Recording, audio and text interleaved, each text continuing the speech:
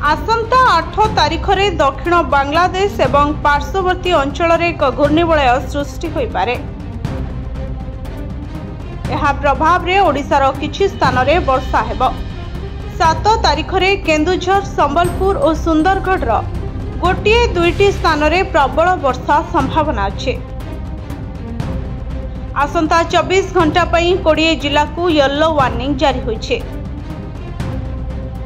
उपकूल और आभ्यंतरीण ओडिशार किछि स्थान रे घड़घड़ी सह वर्षा होई पारे बोली पाणीपाग विभाग आकलन करिछे। 8 तारिख में केन्दुझर और सुंदरगढ़ रे भारी वर्षा होई पारे। उपकूल और आभ्यंतरीण ओडिशा समेत दक्षिण ओडिशार गोटे दुईटी स्थान रे वर्षा अछि। 9, 10 और 11 तारिख में उत्तर ओडिशा, उपकूल और आभ्यंतरीण ओडिशार विभिन्न स्थान रे वर्षा हेबो। एने आसंता 11 जाए विभिन्न जिला को येलो अलर्ट नहीं पाणीपाग विभाग पूर्वानुमान करिछे। Bureau report, STTV Odia.